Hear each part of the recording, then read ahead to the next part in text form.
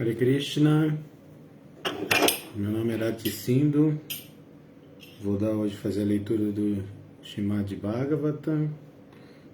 Gostaria de agradecer ao Prabhu Paravyoma pela chance de poder falar um pouco e ouvir sobre o Bhagavatam. Então hoje a gente vai ler o Srimad Bhagavatam, canto 3º, capítulo 8º, verso 6º. Cantar um pouquinho.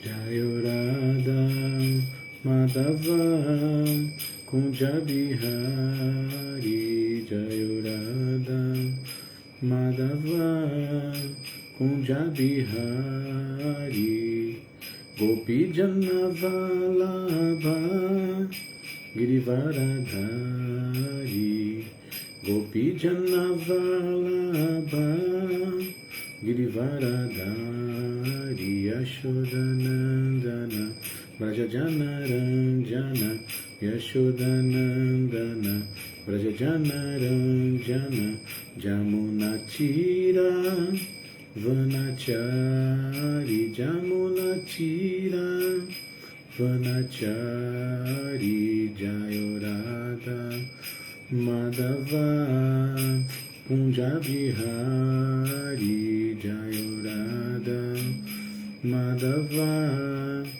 Kunja Bihari, Gopi Janavalabha Girivaradhari, Gopi Janavalabha Girivaradhari, Yashodanandana Brajajanaranjana, Yashodanandana Brajajanaranjana, Jamunatira Vanachari, Jamunatira Vanachari, Jayo Radha Madhava Kunja Bihari.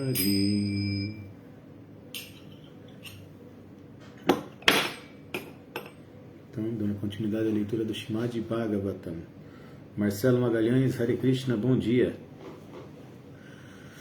Om Namo Bhagavate Vasudevaya, Om Namo Bhagavate Vasudevaya, Om Namo Bhagavate Vasudevaya, Narayana Namaskritya Naranchaiva Narottamam Devim Sarasvatim Vyasam Tato Jayanudirayet. Então, Srimad Bhagavatam 3.8.6. Muhur Grinanto Vachyasanuraga Skalat Padenasya Kritanitadgya Kirita Sahasramani Praveka Pradyoti Todamafana Sahasram. Palavra por palavra. Muhu, repetidamente. Grinantaha, glorificando. Vachasa, com palavras. Anuraga, com muita afeição. Skalatpadena, com ritmo simétrico. Asya, do Senhor. Kritani, atividades. Tatgya, aqueles que conhecem os passatempos. Kirita, elmos. Sahasra, milhares. Mani Praveka, resplandecente refulgência das pedras preciosas. Pradyotita, emanando de. Udama, erguidos. Fana, capelos. Sahasram, milhares. Tradução. Os 4 Kumaras, encabeçados por Sanat Kumara, que conheciam os passatempos transcendentais do Senhor, glorificaram o Senhor em cadência rítmica, com seletas palavras cheias de afeição e amor. Nesse momento, o Senhor Sankarsana, com seus milhares de capelos erguidos, começou a irradiar uma refulgência das resplandecentes pedras que havia sobre sua cabeça. Comentário, né, significado dado por sua divina graça, Srila Prabhupada. O Senhor, algumas vezes, é chamado de Uttama Shloka, o que significa aquele que é adorado com palavras seletas pelos devotos. Uma profusão de tais palavras seletas vem de um devoto que esteja totalmente absorto em afeição e amor pelo serviço devocional ao Senhor. Há muitos casos em que mesmo um garotinho, que era um grande devoto do Senhor, pôde oferecer excelentes orações com as palavras mais bem escolhidas para a glorificação dos passatempos do Senhor. Em outras palavras, sem o desenvolvimento de afeição e amor puros, não é possível oferecer orações ao Senhor de forma adequada. Aqui, o Marcos escreveu: minhas reverências, Prabhu, Hare Krishna, bom dia a todos, todas as glórias a Srila Prabhupada. As minhas reverências, bom dia. Isso com Rio de Janeiro, Jai Prabhu, reverências, todas as glórias a Srila Prabhupada. Jaya, Hare Krishna, minhas reverências também. Om Agyana Timirandasya Gyananjana Shalakaya Chakshuru Militandjena Tasmai Shri Gurave Namaha Shri Chaitanya Manobishtam Staptam Jena Bhutale Swanyarupa Kadat Mahyanda Dat Swapadantikam. Rei Krishna, Karuna Sindhu, Dinabando Jagatpate, Gopesha Gopika Kanta Radhakanta Namostute. Krishnaya Vasudevaya Devakinandanaya Cha, Nandagopa Kumaraya Govindaya Namo Namaha. Muhur Grinanto Vachasanuraga, Skalat Padenasya Kritani Tadgya, Kirita Sahasra Mani Praveka, Pradyoti Todama Fana Sahasram. Os 4 Kumaras, encabeçados por Sanat Kumara, que conheciam os passatempos transcendentais do Senhor, glorificaram o Senhor em cadência rítmica, com seletas palavras cheias de afeição e amor. Nesse momento, o Senhor Sampaishana, com seus milhares de cabelos erguidos, começou a irradiar uma refulgência das resplandecentes pedras que haviam sobre sua cabeça. Bom, esse verso em específico tem pontos filosóficos e espirituais muito importantes, né? Primeiro, Muhur Grinanto Vachasanuraga, né? Que é glorificando repetidamente com muita afeição, né? Então, é a glorificação com muita afeição e amor, né? E repetidamente. Só nesse ponto a gente já tem 2 informações filosóficas importantíssimas, né? Como eu devo adorar Krishna e em qual cadência, vamos dizer assim. Diariamente, a todo momento, essa é a forma de glorificação a Krishna verdadeira, em que eu ore a Krishna em todos os momentos da minha vida, né? E que eu faça orações afetuosas, né? Prabhupada, no significado, citou um garotinho que glorificou Krishna de forma muito adequada, né? Que Krishna ficou muito satisfeito. Esse garotinho é Prahlada Maharaja, que ele tá explicando, né? Prahlada Maharaja começou a glorificar Krishna num momento de extrema ira de Krishna, né? Krishna tinha acabado de matar Hiranyakashipu de forma muito pesada, né? Nós estamos no Bhagavata, então dá pra gente falar bastante sobre isso. Ele enfiou suas unhas dentro da barriga de Hiranyakashipu e tirou as vísceras de Hiranyakashipu, então foi uma morte bem violenta, que quando a gente lê nas escrituras a gente dá uma romantizada, né? Mesma coisa da batalha de Kurukshetra. A gente acha que a batalha de Kurukshetra foi simples e tranquila. Foi uma guerra fratricida, né? Então, nesse momento, o próprio Krishna, num momento de ira muito grande, né, em que ele arrancou todas as vísceras do demônio Hiranyakashipu, Prahlada Maharaja começa a dizer orações seletas, né? Automaticamente Nishinradeva se acalma coloca ele no colo, né, e trata ele de forma muito afetuosa. E essa criança, essa criança Prahlada Maharaja, foi quem disse, quem consagrou e repetiu os 9 processos de serviço devocional. Então ele fala: Shravana Kirtana Vishnu, Smarana Padasevana, Archana Vandana Dasya, Sakya Atmanivedana. Né? E quando ele cita esses 9 processos de serviço devocional, que às vezes a gente confunde com atitudes externas, né? A gente entende hoje o serviço devocional como serviço, eles até falam serviço prático. Realmente é prático, né? Mas ele é muito mais consciência do que serviço, do que atividade, vamos dizer assim. Porque qualquer atividade pode ser feita para Krishna ou não. Ela tem que estar vinculada aos 9 processos da consciência de Krishna. Aos 9 processos que são Shravana, ouvir, Kirtana, cantar, Vishnu, Smarana, lembrar de Vishnu, Padasevana, servir aos pés, Archana, adorar, Vandana, que é importante.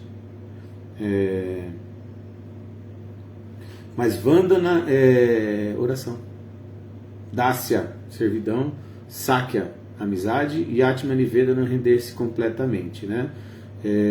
Esses 9 processos são os processos de serviço devocional. E aí a atitude ou a atividade não importa. Vamos dizer que eu estou varrendo o templo. Se eu estou varrendo o templo, mas eu não estou dentro de Atmanivedana, que seja a rendição completa, se eu estiver fazendo esse varrer do templo com uma mentalidade que não seja dentro do serviço devocional, ela não é vista como serviço devocional por Krishna. Porque Krishna fala que ele está dentro no coração de todo mundo. Ele fala, Sarvasya Chaham Hridisa Nivrishto, no Gita, Mata Smriti Gyana Apohanantya, né? Ele fala que ele está lá no coração da pessoa, da alma, e depois no corpo também, sentado ao lado, né? Mata Smriti Gyana, ele está dando conhecimento, esquecimento e inteligência,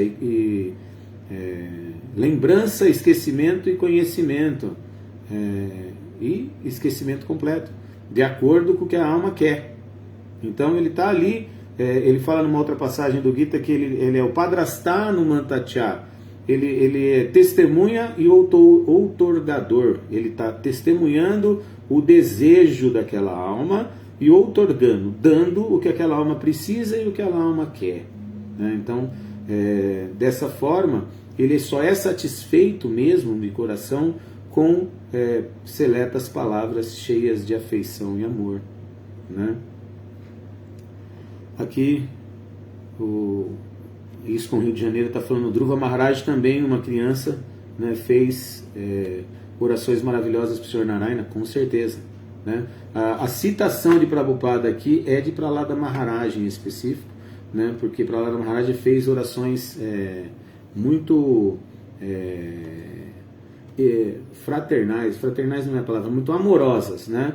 E Dhruva Maharaj, quando fez aquelas orações, ele fez orações até de arrependimento, né? Que ele fala, enquanto eu tinha chance de ter diamantes, eu acabei preferindo cacos de vidro, porque ele estava fazendo uma adoração que não era diretamente para Krishna. Era para Krishna, mas com uma intenção diferente. Narada Muni deu uma enganada em Dhruva Maharaj, né? Mas Dhruva Maharaj também, uma criança que conseguiu fazer orações maravilhosas e viu Krishna no coração, né? Uma vezinha só, mas ele viu Krishna e a partir daquele momento ele direcionou a vida dele de outra forma.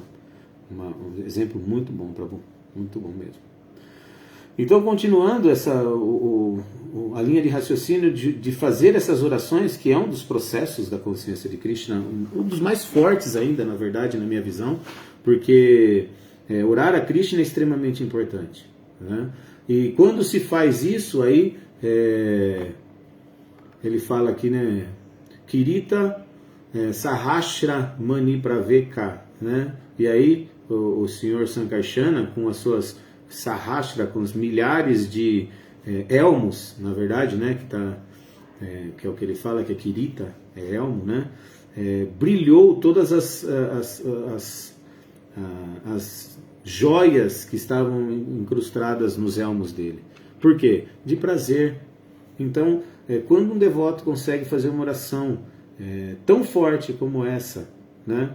Que é claro que ela precisa de pré-requisitos para isso, mas que a gente está treinando para chegar a isso. Então, quais são os pré-requisitos para eu fazer uma oração muito adequada a Krishna?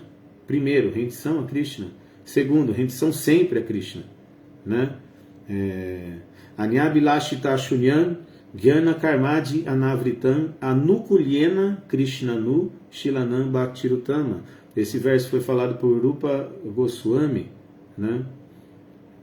Deixa eu terminar a linha de raciocínio, eu já falo sobre Ananta Sesha. Srila Rupa Goswami falou esse verso, Anyabilashita Shunyan Gyana Karmadi Anavritam.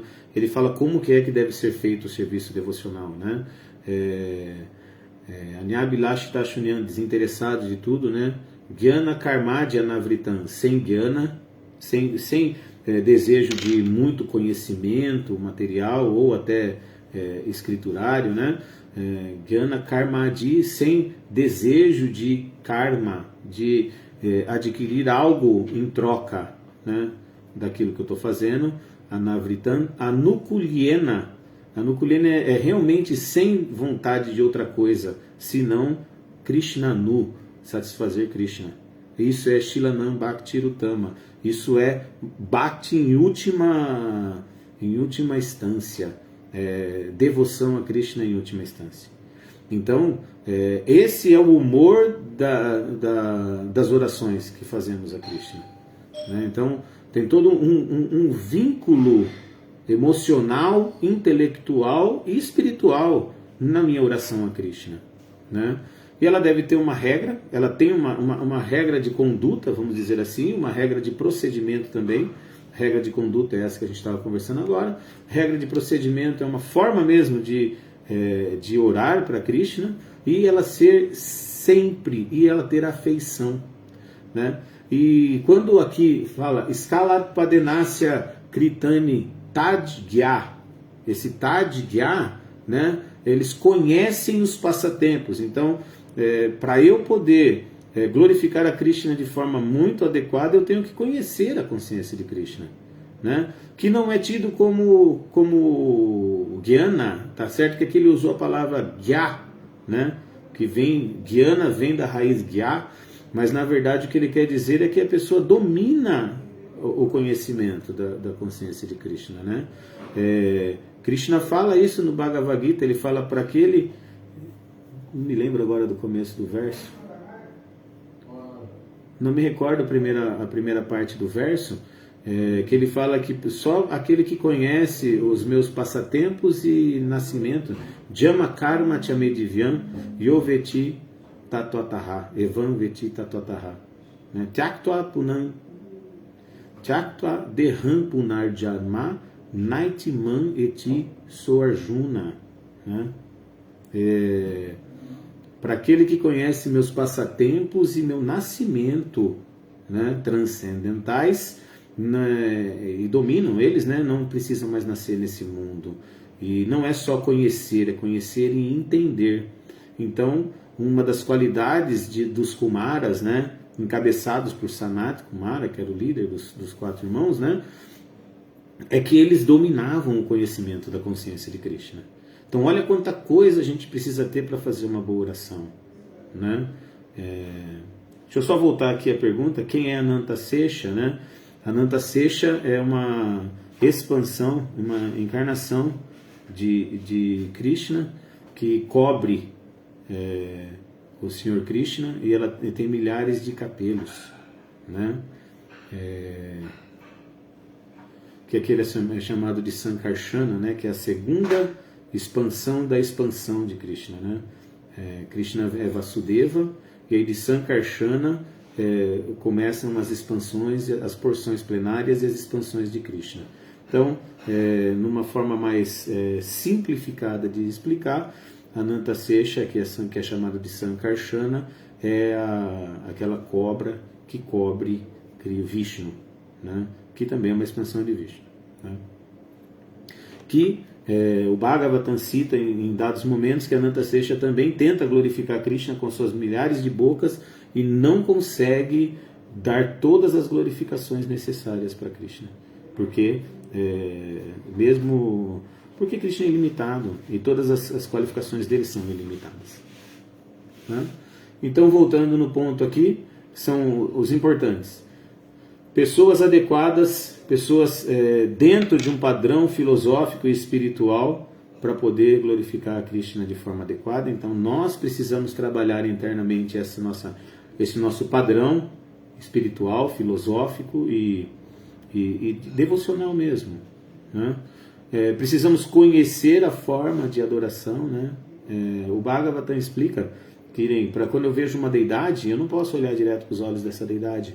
Então eu tenho que olhar dos pés para cima. Os olhos são os últimos, a última visão que nós vamos ter da deidade.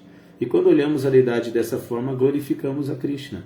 Fazemos orações seletas a Krishna, que primeiro vem da glorificação de Krishna, a Krishna, né? Depois a gente fala da nossa incapacidade de servir a Krishna de forma adequada, e depois, se a gente quiser, pode pedir alguma coisa, avanço espiritual, ou pedir até alguma coisa necessária para o meu serviço melhor. Então o processo de oração também tem uma linha de raciocínio que é essa. Primeiro eu glorifico Krishna, eu me demonstro incapaz do que eu vou pedir e solicitar para Krishna, e depois eu solicito a Krishna o que eu quiser. O que eu quiser não, né? Dentro do padrão.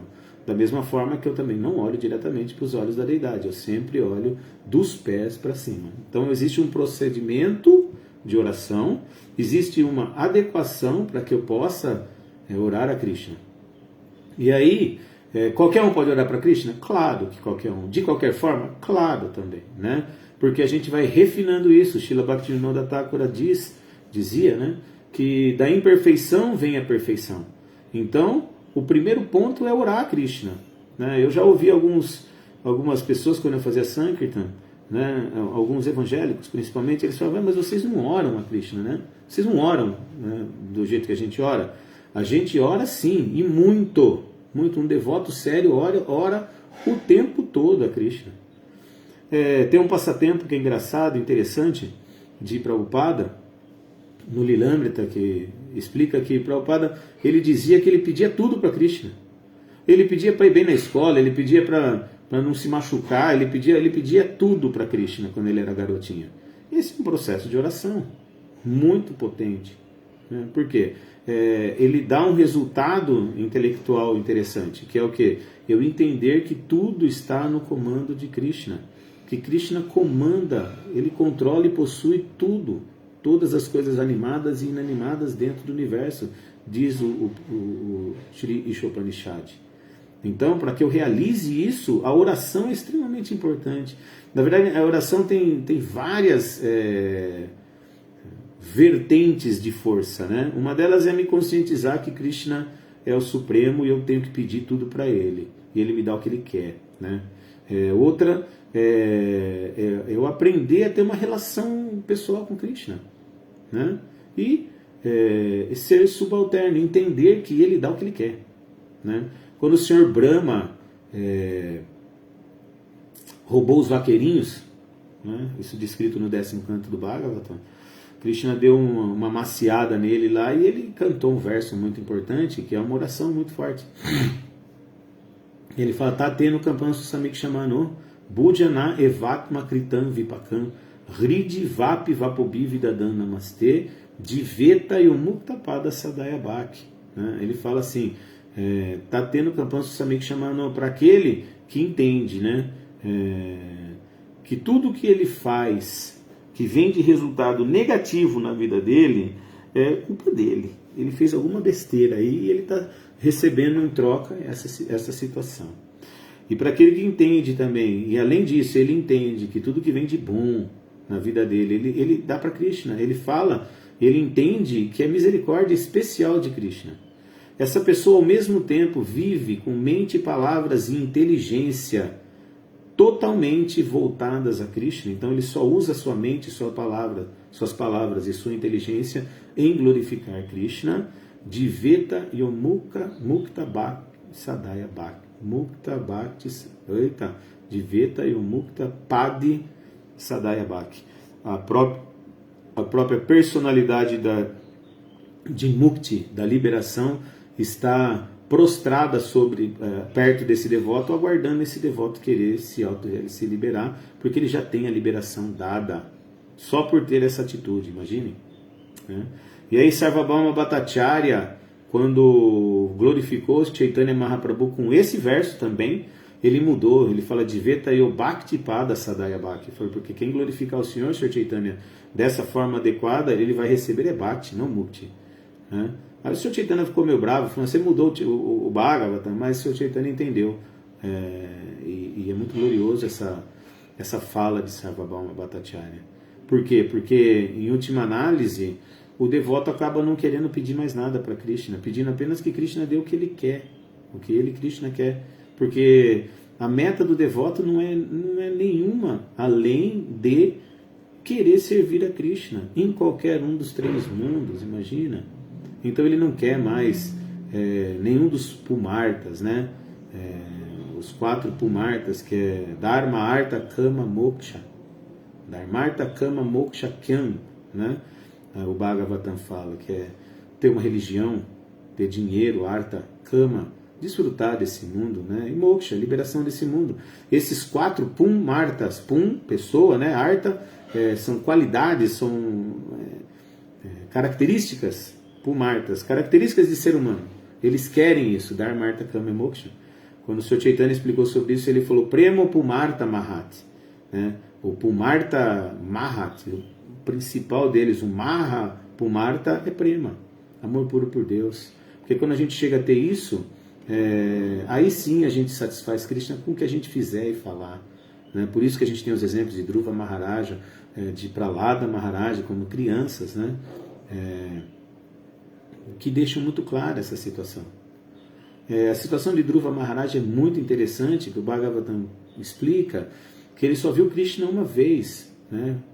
Quando ele enxergou Krishna no coração, ele achou que aquilo era um processo mecânico, que ele achou que o jeito de ele sentar, Krishna apareceria no coração dele de novo. Então ele começou a sentar de formas diferentes para verificar qual era o lugar certinho, o jeito certinho que ele tinha que sentar para ver Krishna de novo. Só que isso não aconteceu. Aí sim ele glorificou Krishna e foi embora. Voltou para o reinado lá, reinou durante muitos anos como um grande rei e não viu Krishna de novo. Mas ele não saiu da meta, ele não saiu do caminho de Bhakti Yoga. Por que a gente fala isso? Porque no final da vida ele se afastou, renunciou a tudo o que é material e viveu vida espiritual plena. Aí o Bhagavatam explica que naquele momento ele de novo viu Krishna. E no final da vida dele, os Vishnudutas vieram buscá-lo. Acho que é isso. Não gosto de falar muito também, meia hora tá bom. Se alguém quiser fazer alguma pergunta, deixa eu ler aqui que tem. Esse aqui eu já li. Hare Krishna, quem é Nanta Seixas, a gente falou um pouquinho. Prabhu Bodhana, Haribol, tá aqui no quarto ao lado, em Jundiaí. Nós somos do templo Hare Krishna de Jundiaí. Rama Duarte, bom dia Prabhu Ratsindo, bom dia, minhas reverências também, bom dia a todos. Se alguém quiser falar alguma coisa, ao Marcelo, pergunta. Prahlada e Dhruva ofereceram infinitas glórias a Krishna depois de terem tido um forte darshana com a imagem por Krishna. Como nós podemos ganhar força nas nossas glorificações sem ter tido uma experiência dessa? Muito boa pergunta, Marcelo. Mas eu posso te falar uma coisa.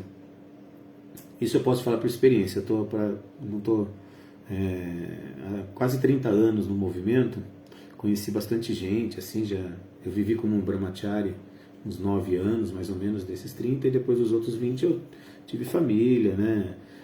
Tudo, no processo natural. Trabalhei com diversas situações, trabalhei em banco, hoje eu sou professor, terapeuta, então passei de várias coisas, materialmente falando, né? Mas eu me recordo muito bem, no começo da minha vida espiritual, o Krishna dava alguns sinais para a gente. A gente pode não ter visto Krishna, mas para pensar, qualquer um que cantou uma japa muito séria, né, sentiu um prazerzinho. Porque quando é explicado o passatempo de Dhruva Maharaja, tudo bem, ele viu Krishna no coração dele, não é simples, né? Mas foi uma vez só. E os devotos, todos que eu converso e que pergunto, sempre tiveram uma experiência disso. Por quê? E vai tendo sempre. E quando a gente guarda no nosso coração essa experiência, a gente leva junto o processo da consciência de Krishna. O problema é quando a gente se afasta muito desse processo, vamos dizer, eu paro de cantar japa, eu me envolvo, eu saio dessa sadhu sangha, que é da Associação dos Devotos, eu acabo me esquecendo, porque esse processo de esquecer é sempre o mesmo. Krishna coloca isso na nossa vida, tanto que quando a gente nasce de novo, esquece tudo o que aconteceu no passado. Mas por que a gente teve contato com a consciência de Krishna? Por que a gente quer continuar? Porque esse sinal ficou, né? O Bhagavad Gita fala Raja Vidya, Raja Guhyam, Pavitram Idam Tamam, Pratyakshavagamandarmyam, Susukam Kartum Avyayam. Ele fala, Raja Vidya, esse é o rei dos conhecimentos, né? Raja Guhyam, esse é o rei de tudo que é escondido, né? Confidencial. Pavitram, ele é puro. Idam Utamam, é a meta última.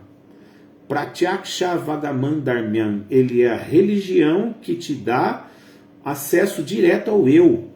Então o sentimento de alma é que é esse prazer transcendental, né? Então é esse Pratyakshavagamandarmyam que torna o processo Susukam Kartum Avyayam, feliz de se praticar e fácil, um processo fácil.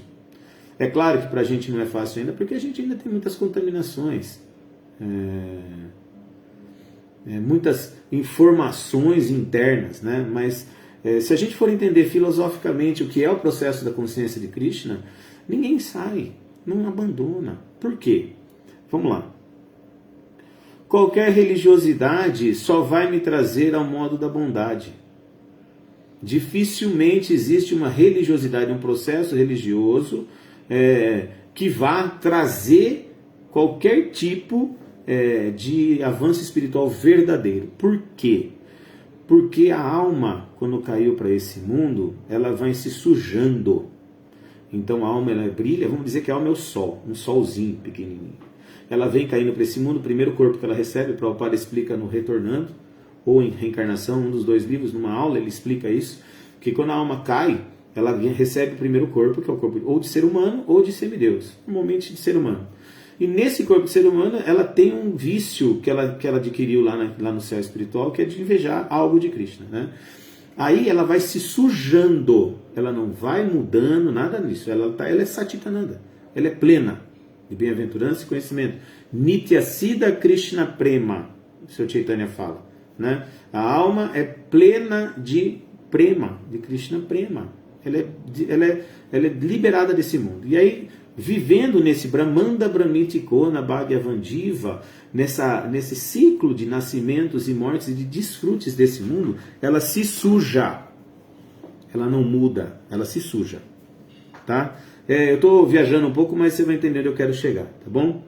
Com essa sujeira, ela não sente mais o prazer espiritual, ela não tem mais felicidade, ela não é mais sati, não é porque recebeu um corpo, ela não é chit, ela não é plena de bem-aventurança, de conhecimento, e ela não é ananda mais, ela não é mais plena de bem-aventurança. Mas o processo da consciência de Krishna, o Sr. Chaitanya explicou como Cheto Darpana Marjanam, Bhava Mahadava Grinivarpanam, Shreya Kairava Chandrika Vitaranam Vidyavado Divanam, Anandambudi Vardanam Pratipadam Pranamrita Swadanam Sarvat Masnapanam Param Vidyayaste Shri Krishna Sankirtana. O Sr. Chaitanya deixou 8 versos para a gente. Esse é o primeiro que ele fala: glórias ao Shri Krishna Sankirtana, ao cantar de Mahamantra Hare Krishna, que limpa o coração da poeira acumulada durante anos. Então, o cantar do Mahamantra e a prática de serviço devocional, ela limpa o coração. Então quer dizer que eu sou aquele sol cheio de sujeira. E aí qualquer raspãozinho de limpeza, aquele ponto brilha. Aquele brilho nunca mais se suja. O próprio Sr. Krishna falou isso no Bhagavad Gita. Ele falou: Nehabikrama Nanshesti Pratyavayona Vidyate Swalpan Apyasya Dharmasya Trayate Mahatobayati. Ele falou que qualquer evolução nessa vida espiritual, nesse caminho, não há perda nem diminuição nenhuma. Então, esse brilhar é o prazer. Naquele brilharzinho, o prazer transcendental entra no nosso coração. E esse prazer vai ser lembrado pelo resto da nossa existência. Então, se eu sou sério no processo, se eu sou sério na minha devoção, na minha oração, e se eu sou sério em tudo, em todo o processo da consciência de Krishna, o próprio Krishna nos lembra disso. A nossa alma revive essa situação. Então nós temos sim as mesmas experiências, porque não tem diferença de sentir Krishna e de ver Krishna ou de ouvir a Krishna. Não existe diferença nesses processos todos. E todo devoto sério, eu posso te garantir, que em algum momento já sentiu alguma coisa dessa. Então é esse lembrar que faz com que a gente continue, como foi o caso de Dhruva Maharaja. Tá bom? O Alexandre Lima, tudo bem, Prabhu? Muita luz a nós. Muito obrigado, luz também para ti. Bodhana Tattva. E que condições deve deixar o ashrama de grihasta, vida de casado, e entrar na vida de desapego? Como proceder na vida de vanaprastha? Essa é uma pergunta bem complicada, né, Prabhu? Eu tô nessa transição aí, né?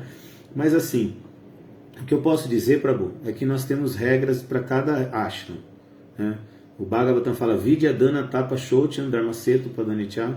As 4 pernas do Dharma são Vidya, Dana, Tapa e Shaucham.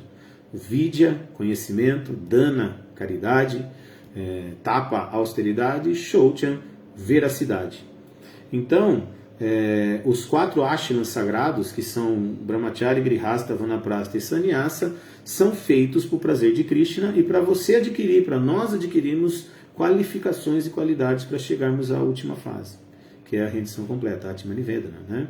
Então o Brahmachari, ele tem que estar rendido completamente ao Guru e adquirir Vidya, conhecimento, né? E para isso ele tem todo um processo. Eu não quero me estender muito, senão nós vamos ficar muito para frente, né, no tempo. Quando ele entra no ashrama de Grihasta, ele vai ter algumas facilidades materiais, vamos dizer. Ele vai poder gozar os sentidos de forma regulada. E ele tem que ter dana, caridade. Ele tem que dar caridade, mas não caridade no modo da ignorância. O Gita explica, né? O Krishna explica no Bhagavad Gita quais são as qualidades no modo, as caridades no modo da bondade, paixão e ignorância. Também não vou me aprofundar, mas ele tem que adquirir o conhecimento no Brahmacharya Ashrama para poder fazer uma caridade verdadeira, Yukta, Vairagya, né? Como o Grihasta, para conseguir eliminar essa fase, já estar preparado para o Vanaprastha Ashrama, que é onde vai com a esposa, se separa da vida social e vai com a esposa, ou a esposa com o marido, os dois podem tomar esse Vanaprastha Ashrama, né? Que é o que? Tapa. Ele volta a acordar cedo, ele volta a praticar mais serviço devocional, mais regras e regulações, ele come menos. Então essa pessoa tem que agora praticar austeridade para quê? Para restabelecer o conhecimento que teve, pegar o resultado das caridades que fez para se preparar, né, para a sua última fase, que é Shaucham, veracidade. Essa pessoa que entra no Sannyasi Ashram, ela tem que ser veraz, verdadeira. Um sannyasi que mente está quebrando o dharma dele. Mas como é não mentir? Eu tenho que saber a verdade. Porque eu também, não conhecendo a verdade completa, eu minto. Então, um sannyasi mayavadi, ele mente o tempo todo, porque não é a verdade absoluta. Ele trabalha com uma verdade relativa, ou nem com a verdade. Então, essa coisa que ele perguntou, né, de ir da vida de casado para a vida de desapego, ele é um processo que ele tem que vir sempre. Então, o garoto está ali praticando vidya, mas está com o coração borbulhando ainda de desejos materiais. Então, ele desfruta materialmente de forma regulada, né, e divide o resultado financeiro dele, o resultado mental dele, com a consciência de Krishna, né? Então faz caridade de uma forma adequada, depois ele volta a praticar austeridades para poder se ficar forte novamente, né? E sai pregar para o mundo inteiro com a veracidade. Se eu não posso sair de um ashrama e ir para outro por algum motivo em específico, eu tenho que adquirir todas essas qualidades no mesmo ashrama. Então vamos dizer que alguém que entrou já casado no movimento, né? Não vai ter a vida de Brahmachari, certo? mas ele vai ter que ser muito rendido, muito estudioso para poder adquirir vidya, porque senão ele não caminha, né? Não vou me estender muito, só vamos lá. Isso com o Rio de Janeiro, acho que é Paravyoma, né? Segundo a descrição do Srimad Bhagavatam, o Sr. Narayana saiu da visão no coração de Dhruva Maharaj e manteve-se e manifestou-se diante de Dhruva. Sim, foi quando Dhruva Maharaj citou aquele verso. Isso é maravilhoso, mas é específico para uma pessoa extremamente forte, né? Para uma pessoa que quase parou o planeta, porque a austeridade que foi feita por Dhruva Maharaj de uma criança de 6 anos, que também é descrita no Bhagavatam, foi fortíssima. E tem isso me fez lembrar, Prabhu, uma oração de Bhaktivinoda Thakura, que ele fala Robata Sopachotu Garyan. Ele fala: quando será o meu dia? Quando será o dia que eu estiver olhando para as deidades de Radha e Krishna e o próprio Krishna pula da deidade, olha para mim e eu vou ter os meus olhos embebidos com um unguento do prazer transcendental de ver Krishna na minha frente. Então, a meta de um devoto é essa mesmo, é ver Krishna pular do altar. Aí, naquele dia, ele realiza realmente que Krishna estava no altar. Então, é um processo longo, mas a parte boa é que ele não para. Ele não para, que nem se eu morro agora, eu recebo outro corpo, sutil que seja, mas eu continuo no processo da consciência de Krishna de onde eu parei. Então, olha, qualquer avanço que a gente fizer nesse conhecimento, ele vai continuar na próxima vida. E se eu puder me autorrealizar de tal forma de sentir um prazer transcendental no coração o tempo todo, aí é a meta da vida. Aí eu não estou preocupado com nada, eu posso ir até para o inferno, né? Que foi o caso do rei Chitraketu, que virou Vritássura, não é? Não me lembro se é Vritássura o nome dele, mas ele foi para o inferno porque foi amaldiçoado. Tiraram ele do inferno porque ele estava pregando lá e tirando os demônios do inferno e mandando para o serviço devocional. Aí tiveram que tirar ele de lá. Então isso é a meta da vida. A meta da vida não é Mukti. Por isso que Sarvabhauma Bhattacharya mudou Mukti para Bhakti. Porque Mukti não é a nossa meta. Não temos interesse em Mukti. Quem ainda tem interesse em Mukti ainda está muito relacionado a esse mundo, que é alívio desse mundo, né? Eu quero vida espiritual plena nesse mundo mesmo, né? Marcos, excelente aula, obrigado Prabhu, Jai Shila Prabhupada, muito obrigado. Para mim mesmo que eu falo. Buddha Tato escreveu Narayana Parasarve na Kustichana, sim, Narayana é a meta do último, né? O Marcos falou a bruxa da liberação, isso aí. E o Marcelo falou Haribol, todas as glórias dos devotos unidos. Haribol, muito obrigado a todos vocês. O caminho é longo, né? Mas ele é muito saboroso.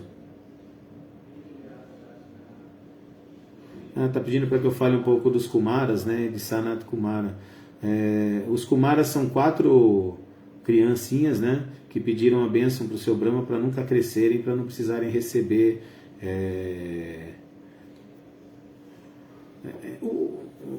as situações ruins que uma vida de adulto traz, né? E eles são grandes pregadores da consciência de Krishna, né? Sanandana, Sanatana, Sanat Kumara, não me lembro o nome do outro. São 4 irmãos garotinhos que são muito sábios e são exemplos para nós, né? A gente está louquinho para desfrutar dessa vida de adulto, né? De poder desfrutar do mundo material. Eles renunciaram a isso, né? E eles não são santos, não. Santos eles são, desculpem, né? Mas eles não são. Eles têm situações complicadas. Eles já amaldiçoaram pessoas, né? Já tomaram atitudes que externamente seriam inadequadas.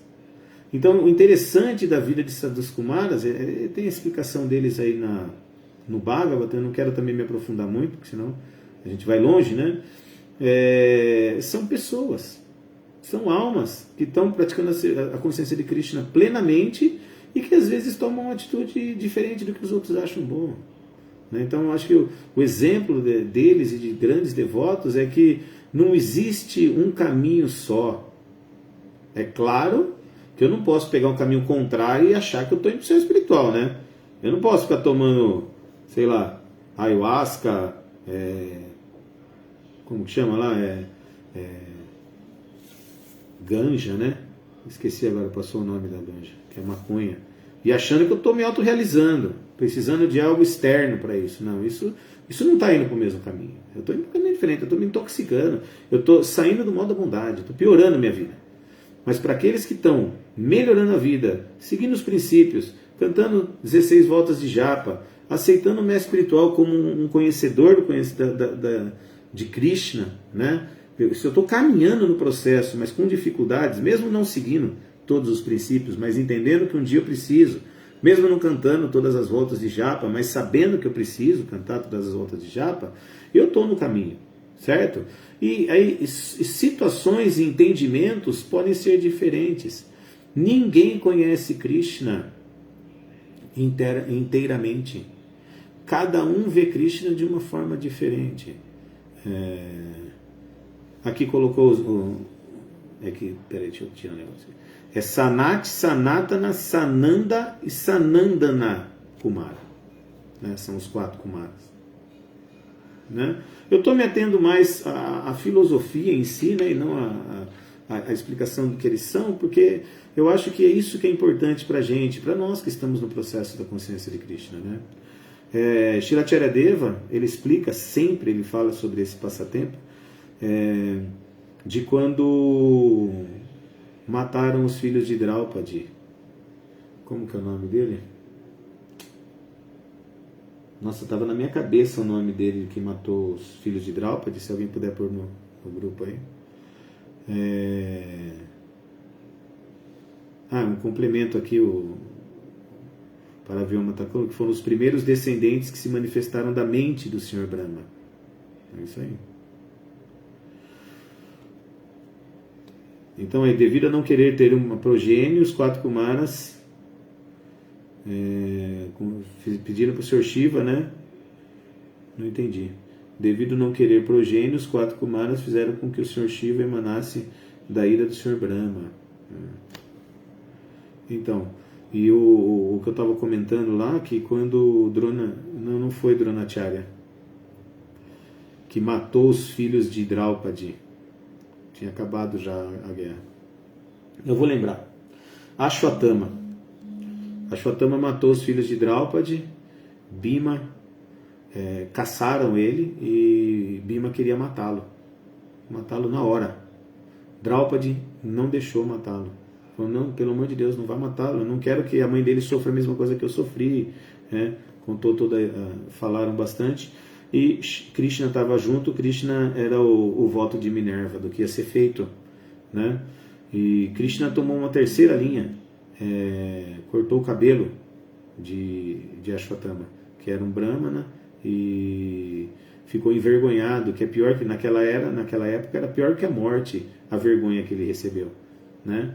Então, numa mesma situação, 2 devotos puros e a própria Suprema Personalidade de Deus divergiram. Né? E eram devotos puros. Divergiram em entendimento de uma situação, porque cada um tem uma natureza mesmo. Né? Então, não dá para a gente achar que a mãe de Krishna, Yashoda, consegue enxergar Krishna da mesma forma que Radharani, sei lá, ou que os amiguinhos de Krishna. Cada um enxerga Krishna de um jeito diferente. Então tem uma realização e uma realidade diferente. A gente tem que estar com o princípio básico igual, né?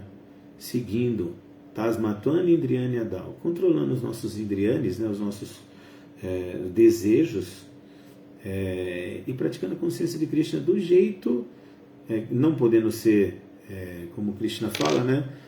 No Bhagavad Gita ele fala que toda atividade espiritual, todo sacrifício deve ser acompanhado do Om Tat Sat, né? E ele explica que o Om Tat Sat que o Om, né, é feito dentro das regras e regulações das escrituras, o Tat é feito desinteressadamente, né? E o Sat, o Tat, né? E o Sat, ele é feito para Krishna. Então toda atividade que eu faço, e não é um sacrifício védico que eu estou falando, toda atividade minha é um sacrifício a Krishna. E ela tem que ser feita dentro das escrituras, né? Ela tem que ser feita sem interesse material e para o prazer de Krishna. Se eu faço esse processo, eu estou perfeito. Arjuna que decidiu cortar a joia da cabeça de Ashwatthama. Então, mas Krishna estava junto naquele momento. Então, 3 devotos puros. Ó, 3. Bhima, Draupadi e Arjuna. E 3 visões diferentes da mesma situação. É isso. Mais alguma coisa, gente? É um prazer aqui falar com vocês. Que legal. Eu vou encerrar. Hare Krishna, muito obrigado. Agradeço novamente para Prabhu Paravyoma pela chance de poder falar e ouvir o Bhagavatam. Né? Estou à disposição. Se alguém quiser falar qualquer coisa que seja comigo, estou à disposição. Tá bom? Hare Krishna, bom dia.